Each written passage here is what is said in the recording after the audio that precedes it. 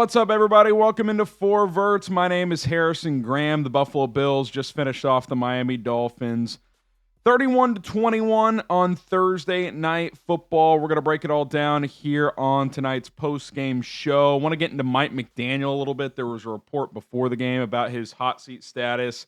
The Dolphins are now 0-3, so you wonder if that starts to heat up. And then, of course, we'll break this game down first also. Before we do that, I'm going to support the program, support the show. Best way to do so is to hit that subscribe button. It's 100% free. We're covering the NFL, college football all day, every single day here on this channel. So support the movement. We're at 11,000 and change in terms of subscribers. Would love to get to 12,000 by the end of September. All right, Bills 31, Dolphins 21, and kind of a funky game. I mean, you felt like Buffalo was in control most of the night, but, you know, the Dolphins were kind of taking that bend, don't break approach defensively. It felt like Buffalo was getting frustrated, especially in their pass game.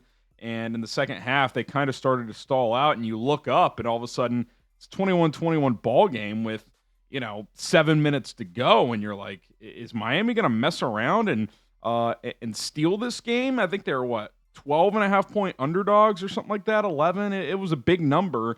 I was talking to people in the Chat Sports office today, and I said, would this be the biggest upset in the NFL if Miami won it tonight?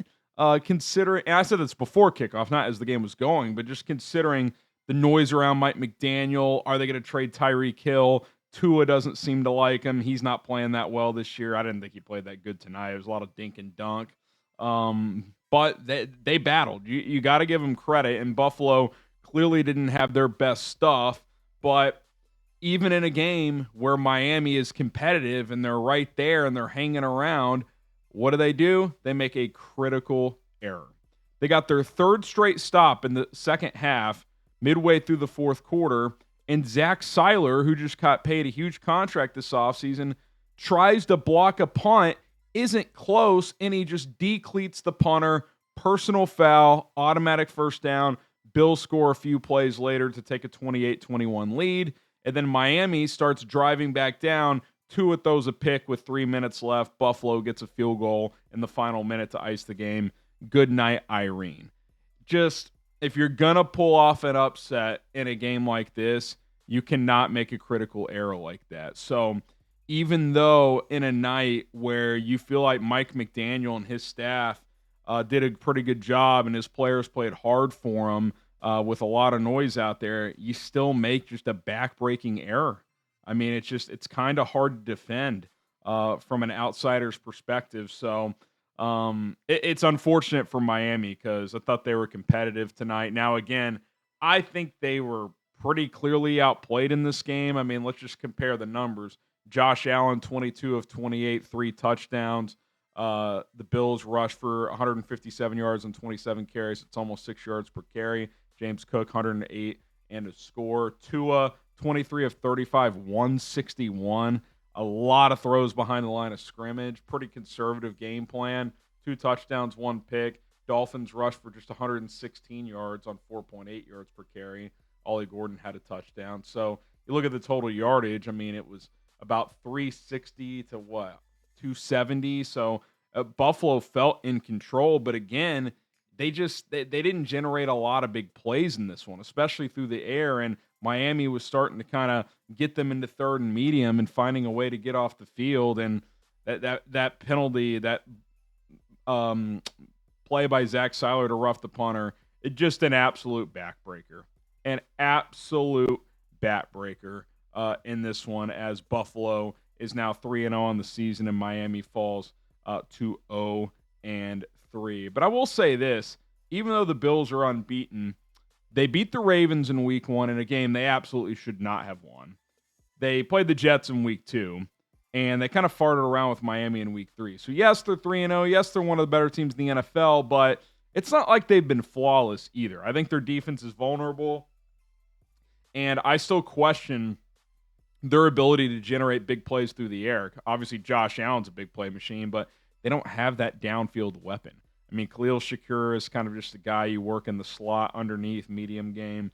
Elijah Moore, Josh Palmer, Dalton Kincaid had a nice night, but like they don't really have that guy to take the top off the defense. I still wonder if adding a big time weapon, who they could use is Tyreek Hill on the other side, to be quite frank. But yeah, good win for the Bills. I thought Herb Street made a good point that this is one of those good teaching type of games for Sean McDermott when you kind of play C plus B minus football and still beat a divisional opponent.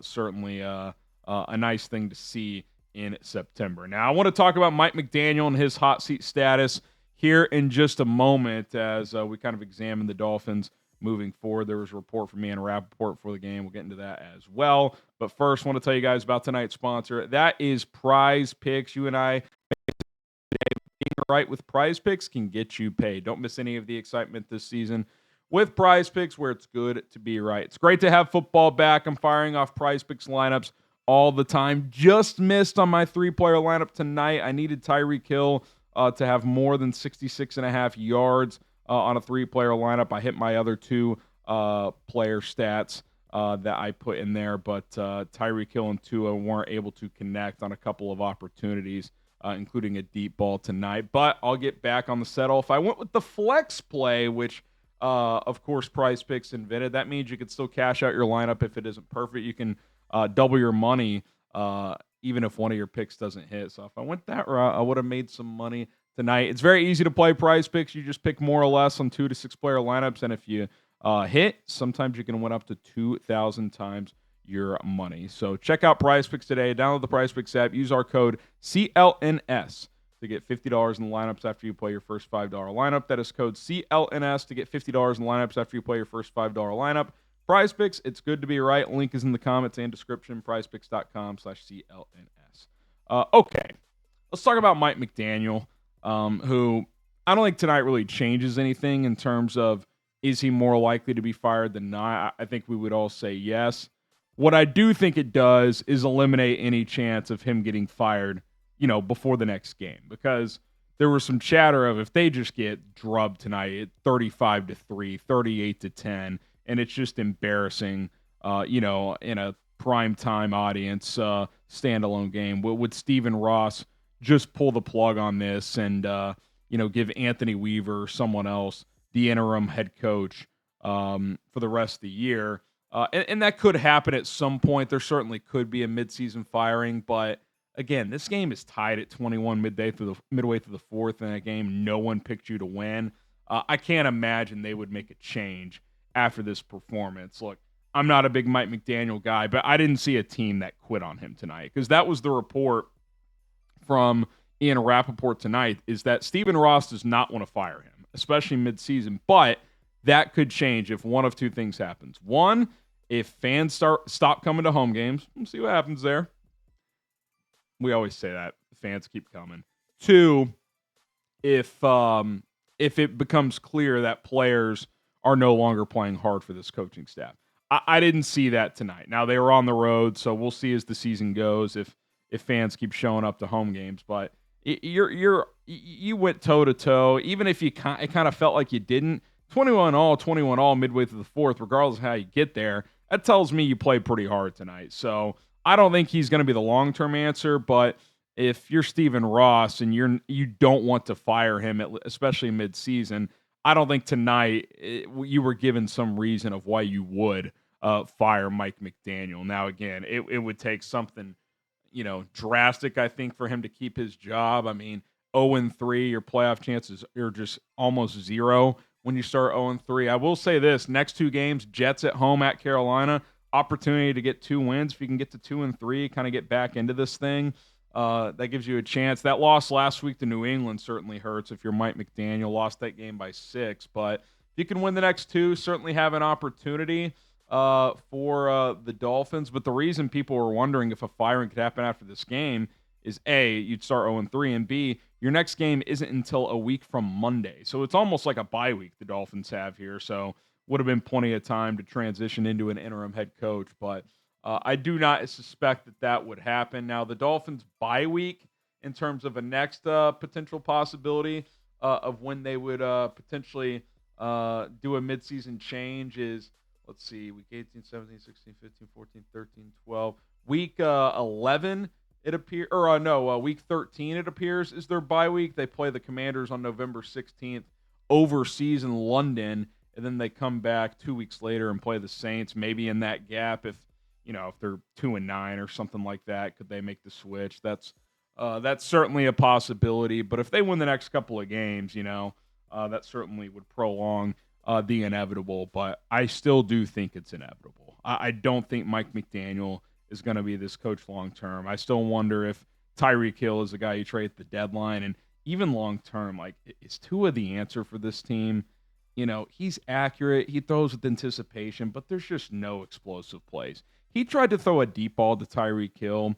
It was in double coverage, and the ball was in the air forever. I thought it was a punt. Like, if you were coming back from the bathroom and you saw the ball in the air, you'd be like, oh, it's a punt. Fair catch for the sake. I mean, it was just a complete duck. I mean, McDaniel is calling plays, and it's like all like halfback flares and like orbit motions that you throw into the flat.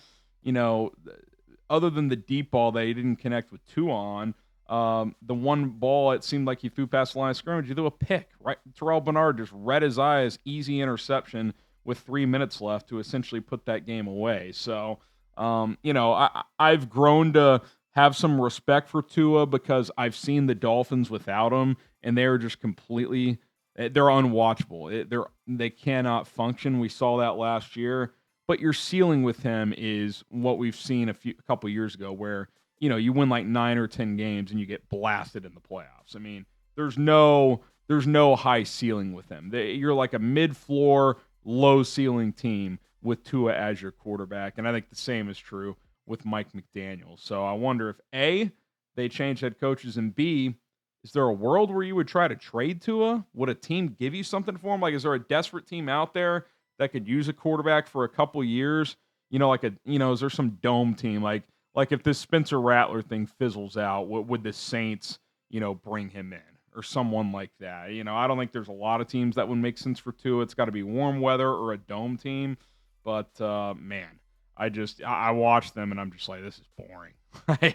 Tua, there's just nothing exciting about the way he plays. And even tonight, Josh Allen was mostly dinking and dunking, but at least he's going to run around, make a few plays, and he's got a rifle of an arm. So even on the underneath stuff, the ball's got zip on it, and they've got James Cook. So he had a big night, over 100 yards. So nice win for the Bills.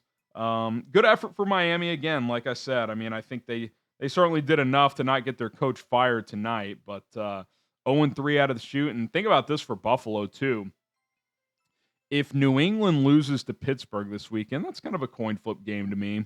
That means the Bills through 3 weeks will already, at minimum, have a 2-game lead in the AFC East, because New England would be 1-2. Jets would either be 0-3 or 1-2. Jets play at Tampa this weekend without Justin Fields, and then the Dolphins, of course, are 0-3. So this division could be pretty much wrapped up by Halloween. So Buffalo obviously chasing more this year. They're trying to go all the way. So we'll see if they can take that step. All right, I am going to take a step out of here. You guys let me know in the comments. Should the Dolphins fire Mike McDaniel? Type Y for yes, type in for no. I think big picture they're going to need to, but if you're asking me based on what I saw tonight, I would say no, but I still think in the end his time is running up. That's going to do it for this For Verts Thursday Night Football post-game reaction show. We'll be back tomorrow. I got a college football episode coming out, so be sure to check that out. Hit that subscribe button. Check out Prize Picks. We'll see you guys next time here on For Verts. See ya.